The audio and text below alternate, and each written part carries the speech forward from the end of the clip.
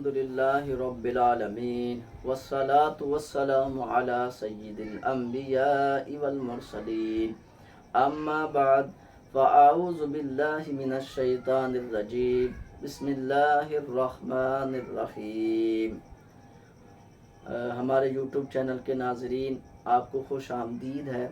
انشاءاللہ عز و جل آج ہم آپ کے لیے ایک بہت ہی پیارا موضوع، اسلام اور خواتین، کہ ہمارے اسلام نے عورتوں کو کیا دیا ہے۔ جاہلیت کے دور سے پہلے کیا مظالم ہوتے تھے، تو اسلام آنے کے بعد عورتوں کو کیا تحفظ ملا ہے۔ انشاءاللہ آج ہم یہ آپ کی بارگاہ میں رکھیں گے۔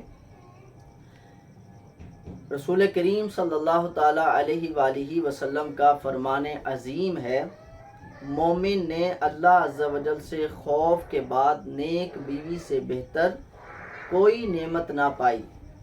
اگر بیوی کو حکم دے تو وہ اس کی فرما برداری کرے، اور اگر اسے دیکھے دل خوش ہو، اور اگر اس پر قسم کھا لے تو اس کی قسم پوری کرے، اور اگر اس سے غائب ہو تو اپنی ذات اور خاوند کے مال میں خیر خواہی کرے۔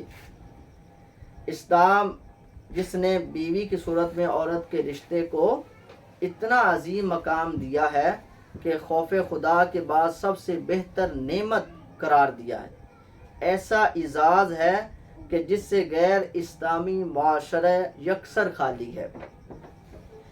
یہاں زمانہ جاہلیت میں عورتوں پر ہونے والے مظالم سے ہم آپ کو کچھ بتائیں گے کہ زمانے جاہلیت میں ایسا بھی ہوتا تھا کہ شوہر اپنی بیویوں سے مال طلب کرتے، اگر وہ دینے سے انکار کرتی تو کئی سال، میری اسلامی بہنیں، میری مائیں بیٹیاں سنیں، کئی سال ان کے پاس نہ جانے کی قسم کھا لیتے۔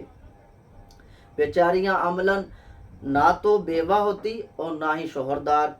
اسلام نے اس ظلم کو بھی مٹایا اور ایسی قسم کھانے والوں کے لیے سالوں کی مدت کو ختم فرما کر صرف 4 مہینے کی مدت معین فرما دی۔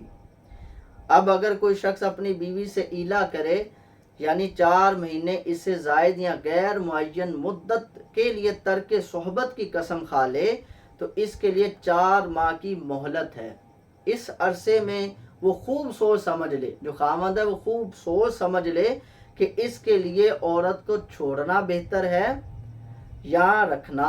اگر رکھنا بہتر ہے سمجھے اور اس مدت میں رجوع کر لے تو نکاح جو ہے نا وہ باقی رہے گا اور قسم کا کفارہ لازم ہوگا، اور اگر اس مدت میں رجوع نہ کیا اور قسم نہ توڑی تو عورت نکاح سے باہر ہو جائے گی اور اس پر طلاق بائن واقع ہوگی۔ یہ حکم عورتوں پر اسلام کے بے شمار احسانات میں سے ایک احسان اور حقوق نسواں کی پاسداری کی روشن دلیل ہے۔ زمانے جاہلیت میں اب دوسرا کیا ان پر ظلم ہوتا تھا کہ شوہر طلاق دیتا اور عدت گزارنے سے پہلے رجوع کر لیتا، پھر طلاق دے کر عدت گزارنے سے پہلے رجوع کر لیتا۔ یوں بیویوں کی ساری زندگی اسی جسمانی اور ذہنی اذیت و کرب میں گزر جاتی۔ جب ایک عورت نے سرکار دو عالم صلی اللہ تعالی علیہ وآلہ وسلم کی خدمت میں حاضر ہو کر عرض کی کہ اس کے شوہر نے کہا ہے کہ وہ اسے طلاق دیتا رہے گا اور ہر مرتبہ جب طلاق کی عدت ختم ہونے کے قریب ہوگی تو رجوع کر کے پھر طلاق دیا کرے گا، جو عمر بھر اسے قید رکھے گا۔ تو اس ظلم کے خاتمے کے لیے آپ سنیے، اللہ تبارک و تعالیٰ نے اس ظلم کے خاتمے کے لیے قرآن پاک میں یہ آیت مبارکہ نازل فرمائی۔ ترجمہ: طلاق دوبارہ تک ہے، طلاق 2 بار تک ہے، پھر بلائی کے ساتھ روک لینا ہے یا اچھے طریقے سے چھوڑ دینا ہے۔ پھر دوبارہ ترجمہ سنیے کہ طلاق 2 بار تک ہے، پھر بلائی کے ساتھ روک لینا ہے یا اچھے طریقے سے چھوڑ دینا ہے۔ اب عورتوں کی عدت ختم ہونے سے پہلے شوہر کو طلاق سے رجوع کا حق 2 بار تک ہے۔ اگر تیسری طلاق دی تو عورت شوہر پر حرام ہو جائے گی۔ اسلام سے قبل بیویوں پر کیے جانے مظالم جان کر تو جسم پر لرزہ طاری ہو جاتا ہے۔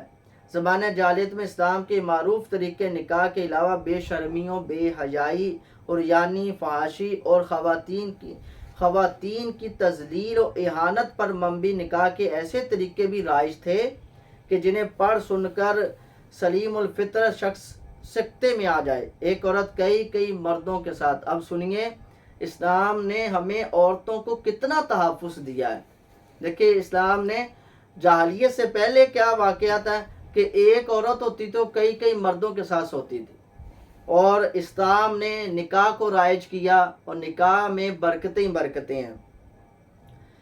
اولاد ہونے کی صورت میں انہیں مردوں میں سے جسے چاہتی اس نامولود کا باپ قرار دے کر اس کی پرورش کا ذمہ دار ٹھہرا دیتی۔ اسلام نے ایسے تمام حیا سوز طریقوں کو حرام قرار دے کر خواتین کو اس ذلت و رسوائی سے نجات عطا فرمائی۔ اور دیکھیے کہ اسلام نے خواتین کو کتنی عزتوں سے نوازا ہے۔ ایک عظیم احسان بیوی کو مرحوم شوہر کو وراثت سے حصہ دلانا بھی ہے کہ اولاد کی موجودگی میں عورت وراثت سے 8ویں حصے اور اولاد نہ ہونے کی صورت میں 4تھے حصے کی حقدار ہوگی۔ یہ تو ہے نا مسائل، لیکن عورتوں کو جتنا اسلام نے تحفظ دیا ہے اور کسی بھی مذہب میں نہیں ہے۔ تو آج خواتین یہ نعرہ لگاتی ہیں کہ میرا جسم میری مرضی، تو یہ تو اسلام میں نے نہیں کہا۔ یہ دیکھیں آج اسلام اور دین اور شریعت ہمیں یہ بتا رہا ہے کہ عورت تو با پردہ ہی اچھے لگتے ہیں۔ عورت پردے میں آئیں گی تو انشاءاللہ اس کی ہر معاملے سے اللہ تعالیٰ حفاظت فرمائے گا۔ تو اللہ تعالیٰ جو میرے دیکھنے والے یوٹیوب چینل کے ناظرین ہیں، اللہ تعالیٰ ہمیں بھی اور ہماری ماؤں بیٹیوں بہنوں کو بھی پردے کی دولت سے نوازے۔ اللہ تعالیٰ سے دعا ہے کہ اللہ تعالیٰ ہمیں عمل کی توفیق عطا فرمائے۔ آمین بجاہ النبی الامین صلی اللہ تعالیٰ علیہ وآلہ وسلم۔